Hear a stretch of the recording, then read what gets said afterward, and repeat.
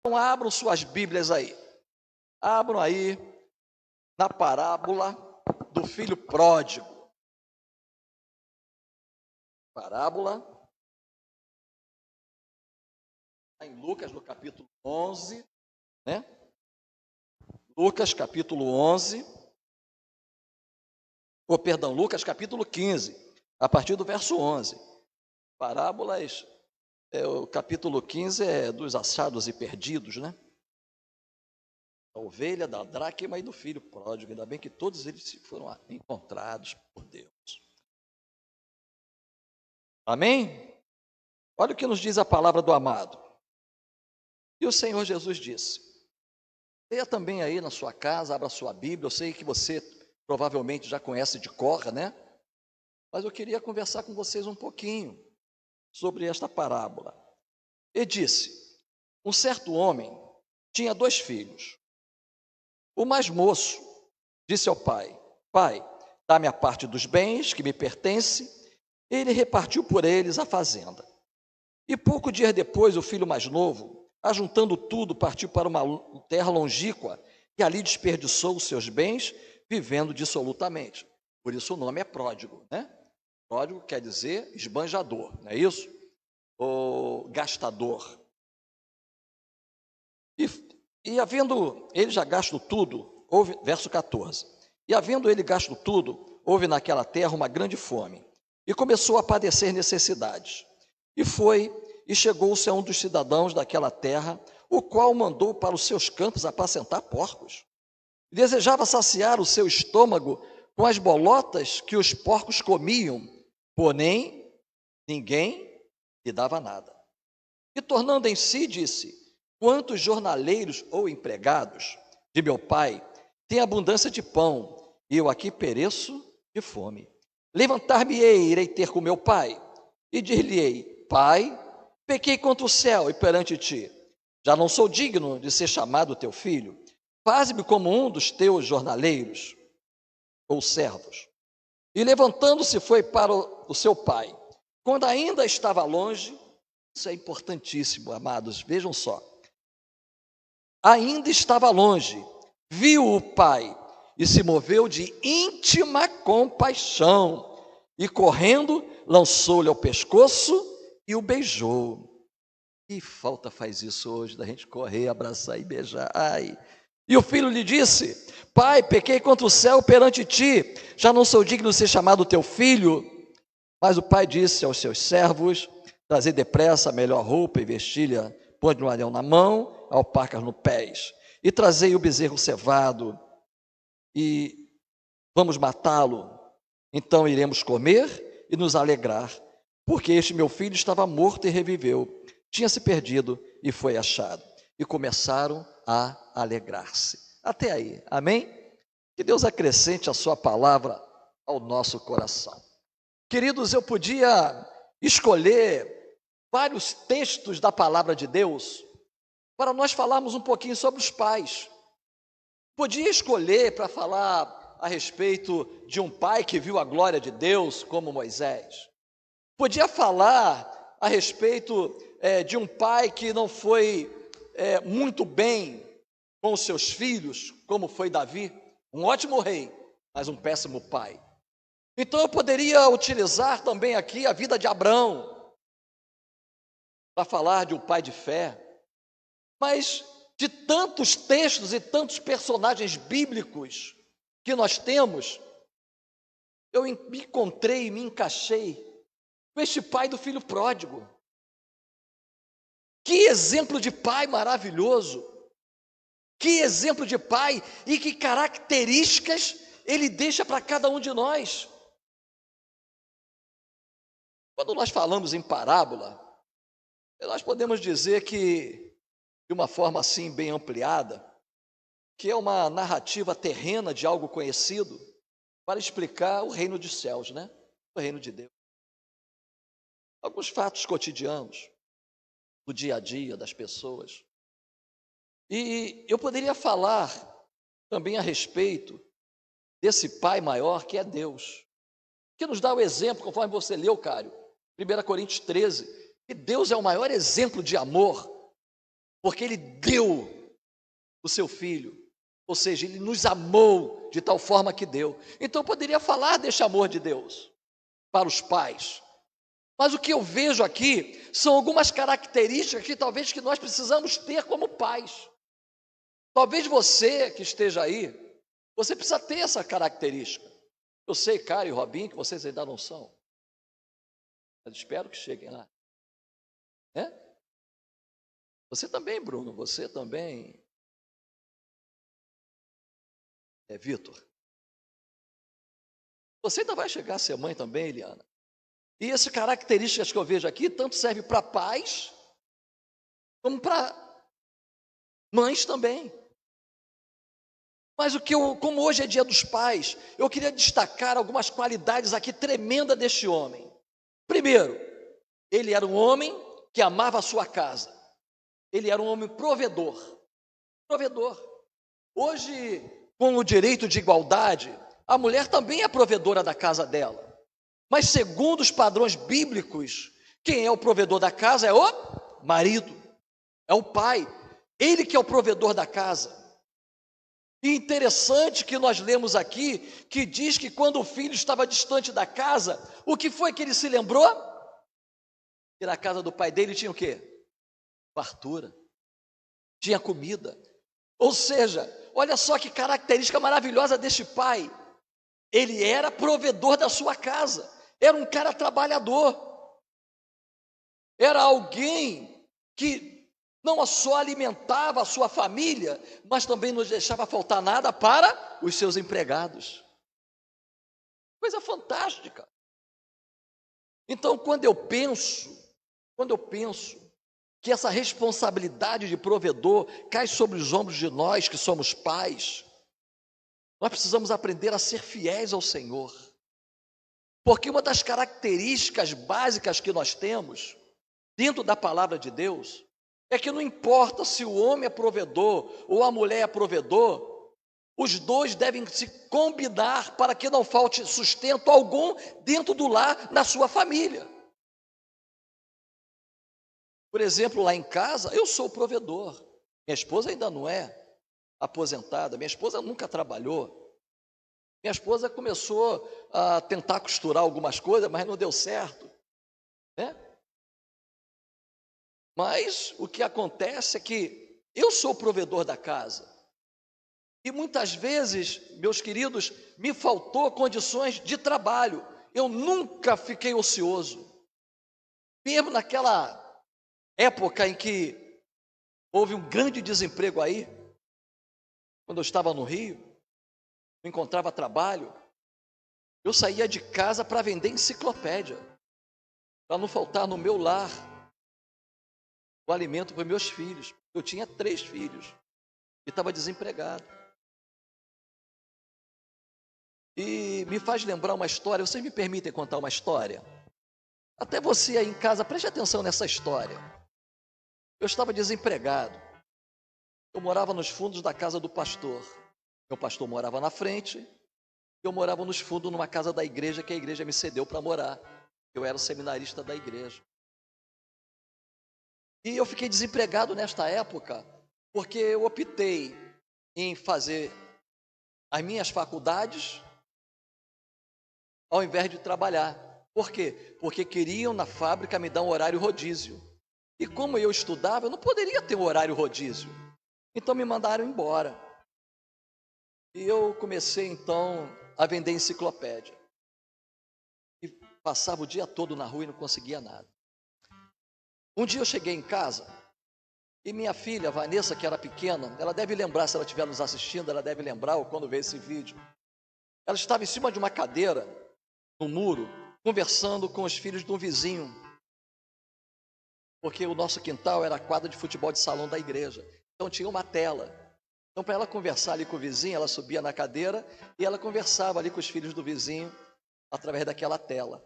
E quando eu cheguei, fui lá abraçar minha filha, e ela estava mastigando. Eu perguntei a ela: filha, o que você está mastigando? Ah, eu estou mastigando um bombom que o Omar e a Alessandra me deram. Eram os filhos do vizinho. Falei: que bom, mas deixa eu ver. Quando ela tirou, era um pedaço de pedra. Enganaram minha filha. Eles colocaram uma pedra dentro de um papel de bombom e deram para ela, e ela estava mastigando, achando que aquilo ali era um bombom. Aquilo ali me fez tão mal, mas tão mal, que o único dinheiro que eu tinha em casa, eu peguei, fui na padaria, comprei uma caixa de bombom, dei para ela e falei: agora você entrega o Osmar e a Alessandra um bombom desse e diz: ó, isso aqui que é bombom, não é aquilo que vocês me deram. Então o provedor da casa era eu. Mesmo passando por dificuldade, eu era o provedor da casa. Hoje em dia, marido e mulher são aqueles que providenciam para que nada falte à família, e eu concordo com isso. Não vejo nada de mal nesse sentido, embora dentro da palavra de Deus, o homem que é o provedor. Aí eu pergunto para vocês, qual a palavra que nós deixaríamos para o pai que não é provedor? Para o pai que não é provedor, para o pai que não se importa com o filho, não se importa com a família. Isso dói o meu coração, sabe por quê, queridos? Porque uma vez eu fui distribuir brinquedos aí, a uma pessoa que estava num bar bebendo com o filho no colo. Eu cheguei e falei assim: eu posso dar um brinquedinho para sua filha? E ela disse: ah, que bom, pode sim. Eu dei o brinquedinho a ela e depois a mãe me disse: olha, é porque é o único presente que ela vai ganhar, é esse, porque eu não tenho dinheiro. Mas como é que tinha dinheiro para beber? O que estava provendo para a filha naquele momento dentro daquele botequim? Qual o conselho que vocês dariam para um pai que não é o provedor da sua família? Robson, o que você acha?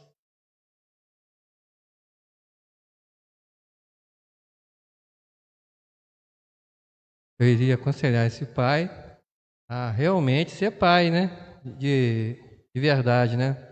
Porque muitas pessoas acham que o pai é o pai biológico, né?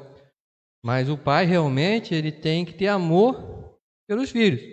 Eu acho que uma pessoa que tem um filho, e claro que às vezes pode acontecer da pessoa ficar desempregada e estar com dificuldade de ser o provedor. Mas nós vemos muitas pessoas que têm os filhos, são os pais biológicos, mas que não cuidam dos seus filhos, não estão preocupados com os seus filhos. Eu aconselharia esse pai a realmente ser pai de verdade, a dar amor para o seu filho e a buscar ajudar a sua família, ajudar a sua casa. Porque o pai verdadeiro é aquele que busca fazer o melhor para os filhos. O pai, né, ele tem que, em primeiro lugar, ele tem que colocar os seus filhos. Um pai que não liga para o filho, infelizmente, hoje a gente vê uma realidade, né? Muitas pessoas têm filho, mas não estavam preparados para ser pai e não cuida dos seus filhos. Então o pai tem que ter essa consciência, é um privilégio. Deus me deu essa condição de ser pai, porque tem muita gente que querendo ser pai, está pedindo a Deus e ainda não foi abençoado. E às vezes a pessoa tem 3, 4, 5 filhos e não está nem aí para os seus filhos. Então você teve um privilégio. Você precisa agradecer a Deus por isso e honrar os filhos que Deus te deu e ser pai de verdade. Amém. Eliana, 1 Timóteo 5,8. Eu creio, enquanto a Eliana procura ali 1 Timóteo 5,8, deixe-me falar algo para vocês dentro do que o nosso irmão Robson falou. Amado, sabe o que acontece? Quando nós não temos um pai provedor, sabe quem é que sofre? É o filho. O filho sofre dentro de casa.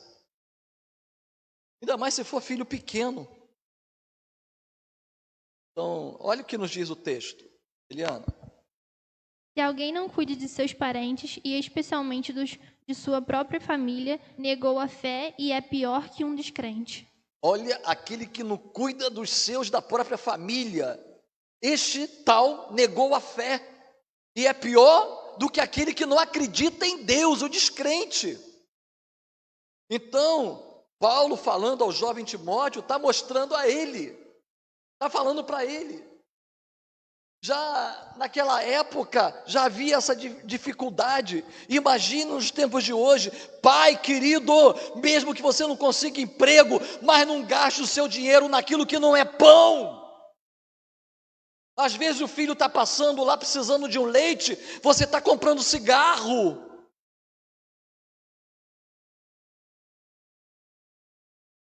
seja o pai provedor. Mas voltando aqui para dentro do texto, uma outra coisa que me chama a atenção é que o filho chegou para o pai e falou assim: pai, me dá a minha parte na herança. O pai, então, pegou a parte da fazenda e distribuiu entre os dois filhos. Claro que o filho mais velho ficou com a maior parte, né? Com a maior parte, porque era o mais velho. O mais novo ficou com o outro. Sabe o que eu fico pensando nisso? Eu fico pensando, poxa, que legal. O pai deixou uma herança para os seus filhos. Mas vejam bem o que eu quero dizer. Aqui no texto que nós lemos, o pai ainda estava vivo. Herança para que depois que o pai venha a falecer. Mas no sentido que eu quero dizer nesta noite para você pai, para mim que sou pai, para vocês que um dia serão pais e mães, qual é a herança material e espiritual que nós estamos deixando para os nossos filhos? Qual é a herança que estamos deixando para os nossos filhos? Eu me preocupo muito com isso, em mostrar aos meus filhos o quanto eu sou diferente dos outros. Eu não quero ser igual a ninguém, eu quero ser diferente, eu quero ser eu. Eu quero que os meus filhos saibam que eu sou um servo de Deus. Eu quero que meus filhos saibam que eu sou capaz de morrer por amar a Jesus. Eu quero que meus filhos saibam que eu amo cada um deles, que eu amo a minha esposa, que eu amo minha casa, que eu amo minha família. Então, a herança que eu quero deixar para os meus filhos é que eles acreditem num Deus que é capaz de prover todas as nossas necessidades. E quando eu digo herança, eu não estou falando em bens materiais, porque vocês me conhecem. Eu tenho uma casa e um carro. Se eu morrer agora, uma casa e um carro. E assim mesmo tem que pagar o carro. Essa é a herança. Mas a herança maior que eu quero deixar para os meus filhos é que quando eles olharem para mim, ou olharem quando eu não estiver mais aí, talvez, eles olharem e falarem: poxa, meu pai era um homem de Deus. Meu pai era aquele que realmente semeou coisas boas no nosso coração, que nos mostrou o caminho. E por mais que nós viéssemos a errar, ele sempre esteve presente. Essa é uma herança que eu quero deixar para meus filhos. Pai presente. Qual a herança que você gostaria que seu pai deixasse para você? Eu sempre Pode comento. tirar a máscara, porque nós estamos com máscara distante.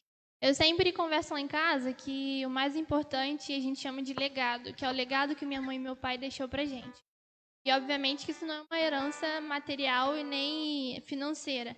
É uma herança de espírito, é uma herança de sabedoria. E a gente busca tentar muito isso, né? É isso que eu quero levar para os meus filhos. Eu e a Erika, a gente comenta muito que a gente é muito privilegiado de nascer num lar evangélico. E hoje, quando eu estava escrevendo um textinho para o meu pai, que eu postei no status, eu estava pensando sobre isso. O quanto que hoje em dia pessoas sentavam comigo e conversavam e falavam: Eliana, que privilégio que você tem, sabe? Quanto que você tem que ser grata por isso. Ter uma paternidade boa do seu lado, por ter um pai sempre presente.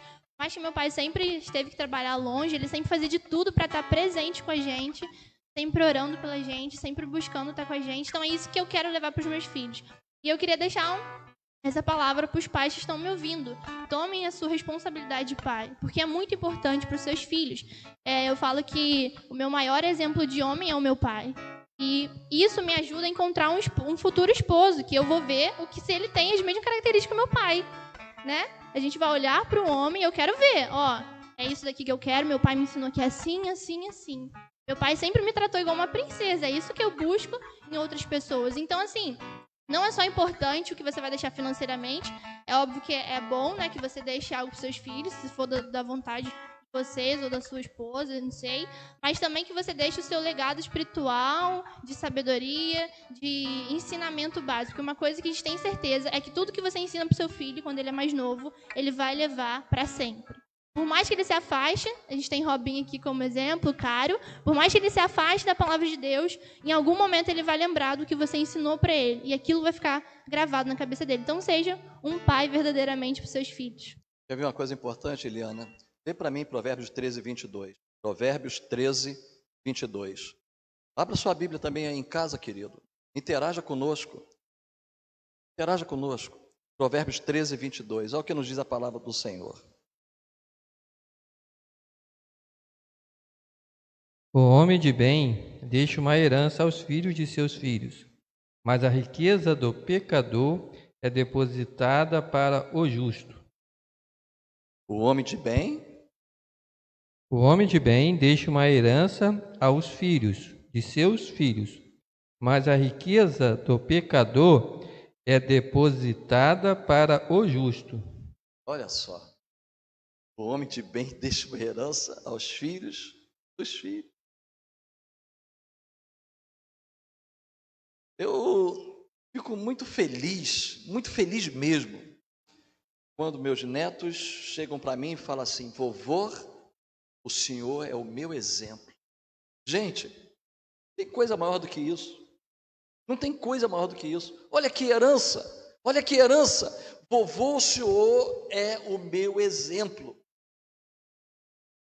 Um homem de bem deixa herança para os filhos, né? Mas uma coisa mais importante que eu vejo também nesse homem, outra característica, que eu acho que é uma das características mais difíceis, é nós deixarmos os filhos fazerem suas escolhas.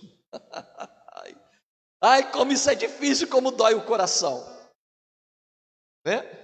Mas eu vejo desse homem que ele reconheceu o direito do seu filho escolher o seu próprio caminho.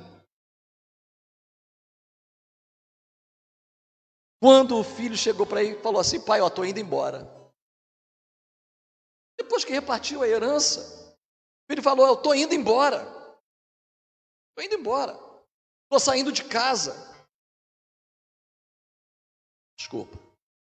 Uma coisa interessante que eu vejo aqui é que nós, como pais, nós aconselhamos.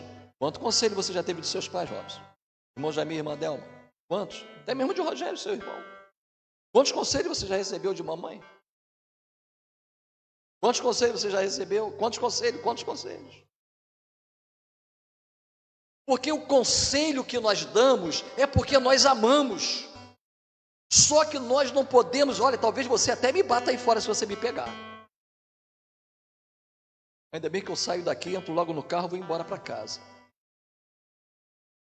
Mas nós temos que deixar, infelizmente, nossos filhos escolher o próprio caminho deles. Mas temos que orientar sim, é dever meu, é dever seu como pai e mãe, orientar os filhos. Mas eles têm que escolher o caminho deles.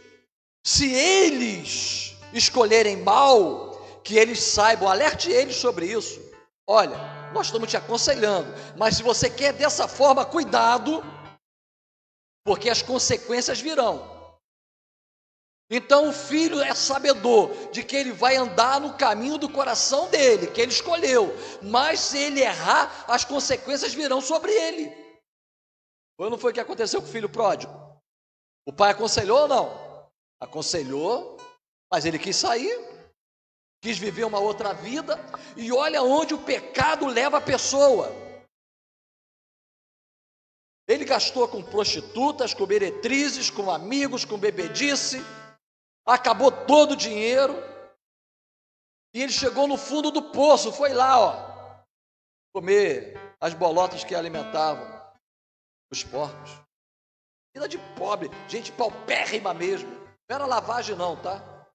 Era alfarrobas. Pessoas muito pobres, paupérrimas, se alimentavam daquilo. Aí eu já vi muitos dizerem, ele se comia lavagem. Não comia lavagem não. Mas nem nisso aí ele conseguia. Então ele caiu em si. Disse Jesus da parábola, e o filho, caindo-se em si, lembrou da casa do seu pai, dos conselhos que o pai dava, dos puxãozinhos de orelha que o pai dava. Hoje não pode nem tocar no filho, né? Infelizmente. Quando é coisa para melhorar, isso só piora. Dói o coração, não dói? Quando eu falo assim, pai, mãe, deixar os nossos filhos escolher o caminho deles, não dói? Mas qual é o seu dever? Qual é o seu dever? Qual é o meu dever? Ficar orando. É difícil, né, Robson? Como é difícil deixar vocês saírem debaixo da nossa asa. Mas nós vamos ficar orando, orando. Mas, para terminar a nossa live, a nossa palavra, né? Tá gostoso, eu gostaria de continuar mais, mas eu tenho certeza que muitas pessoas, eles passam, como vê que está demorando, eles desistem e vão para outra live, ou querem live de música, de louvor, né? E o nosso aqui é de conhecimento da palavra, de exemplo de vida aos pais. Uma coisa que me chama muita atenção, que nós pais precisamos fazer. Vocês conhecem a minha vida, eu fiz isso pelo meu filho. Os nossos filhos podem estar no fundo do poço, mas eles precisam saber que eles continuam sendo amados. Nossos filhos podem estar no fundo do poço. Nossos filhos andaram pelos caminhos do seu coração, embora nós o aconselhássemos da melhor forma possível. E nós ficamos em oração. Nossos filhos precisam saber, vocês precisam saber, que nós pais oramos por vocês. Aí a pergunta é: será que os seus filhos sabem que você ora por eles? Vocês sabem, ou melhor dizendo, os seus filhos sabem que por onde eles foram, o que eles erraram, você está pronto, de braços abertos, para perdoar, para dar oportunidade a ele? Existem pais que são durões de coração. Errou, está fora. Errou, acabou. Jesus não é assim. Jesus perdoou uma mulher que iam apedrejá-la, e aquelas pedras que caíram no chão, como é que elas falaram alto? Porque elas mostravam aquelas pedras no chão, quando eles largaram as pedras e iam atirar naquela mulher que havia sido pega no ato de adultério. Aquelas pedras que caíram, elas estavam dizendo: você é pecador, você é pecador, você é pecador, você é pecador, você é pecador. Jesus sabia isso. Aquelas pedras no chão falaram muito mais alto, muito mais alto. E Jesus só disse uma coisa: quem não tiver pecado, que atire a primeira pedra. Apedreja a mulher, quem não tiver pecado. E as pedras foram colocadas no chão, como quem diz: ó, sou pecador, sou pecador, sou pecador, sou pecador, sou pecador. As pedras falaram alto. E aquela mulher pôde sentir o amor do Senhor. Mulher, onde estão os teus acusadores? Senhor, não tem ninguém, nem eu te condeno. Vais e não peques mais. Nossos filhos precisam saber que eles erraram, mas nós estamos de braços abertos para recebê-los. É isso que Deus fez comigo. É isso que Deus fez com vocês. Por isso, esse exemplo de pai aqui é o exemplo maior de Deus. Como nós erramos. Quando nós erramos, quando nós pecamos, Deus está de braços abertos a nos receber, a restaurar a nossa vida. Olha o que o pai fez. Olha a restauração aqui do filho. O filho voltou. O que o pai fez? Que nós lembramos que eu falei, ó, preste atenção aqui, o que o pai fez? Saiu correndo em direção ao filho e o abraçou e o beijou. O filho disse: pai, olha, eu não quero ser mais seu filho não, me trata como um de seus empregados. O que o pai disse? Não, empregado o quê? Você é filho, você nunca deixou de ser filho. E restaurou novamente aquele filho ao seu status quo, ou seja, ao seu modo original. Ele passou a ser filho novamente. Restauração. Vamos concluir, né? Vamos concluir dizendo que essas características desse pai, do filho pródigo, possa ser a tua característica, pode ser a minha característica. E saiba perdoar, saiba ser amigo, saiba ser presente, deixe uma boa herança para o seu filho espiritual, seja o provedor da sua casa. E não desista nunca, nunca, nunca de orar pelos seus filhos. Mesmo que ele esteja lá no fundo do poço. Lá no fundo do poço. É teu filho. A responsabilidade é tua. É isso que eu falei uma vez numa live. Às vezes, essa pandemia veio para nos dizer o seguinte: que o responsável pelo meu filho sou eu, não é o professor, não é o pastor. É você que é pai, você que é mãe. Você é responsável pelo seu filho. Que Deus te abençoe. Que Deus nos abençoe. Que a graça do Senhor resplandeça sobre nós. Irmão Caio, vamos cantar mais um hino? E assim estamos encerrando. Vocês querem falar mais alguma coisa? Não? Então vamos cantar mais um hino, né? Vamos adorar o Senhor com o louvor e assim nós estamos encerrados. Que Deus continue nos abençoando. Mais uma vez, parabéns a você que é pai. Qual que nós vamos cantar? Vamos colocar de pé, né? Juntos.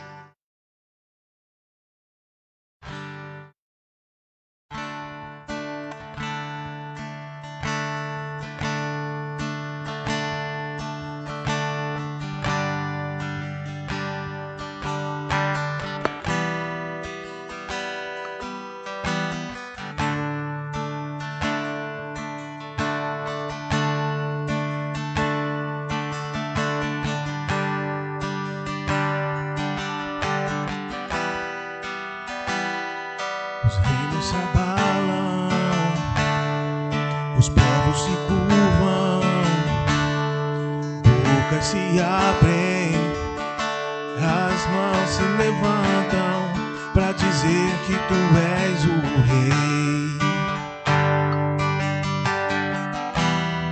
para dizer que tu és o Senhor, para dizer que tu és o rei, para dizer que tu és o Senhor.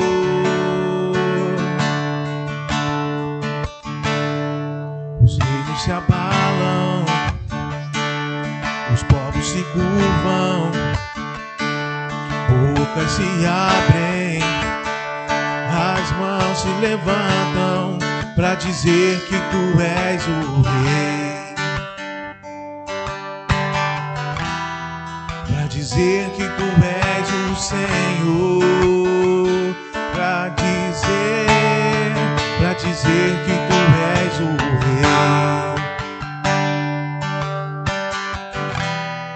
para dizer que tu és o Senhor.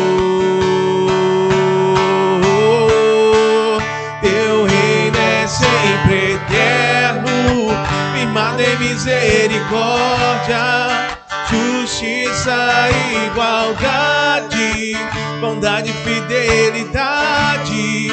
A tua igreja te adora, a tua igreja te adora.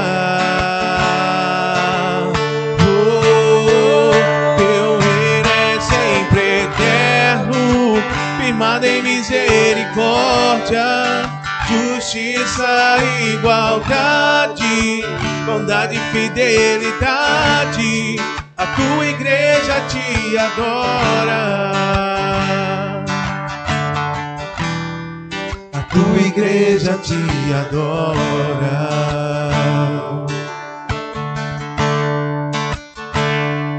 Os reinos se abalam, os povos se curvam, bocas se abrem, as mãos se levantam para dizer que tu és o rei, para dizer que tu és o rei, para dizer que tu és o Senhor, para dizer que tu és o rei, para dizer que tu és o Senhor. Teu reino é sempre eterno, firmado em misericórdia, justiça e igualdade, bondade e fidelidade. A tua igreja te adora, a tua igreja te adora. Teu reino é sempre eterno, firmado em misericórdia, justiça e igualdade, bondade e fidelidade. A tua igreja te adora, a tua igreja te adora.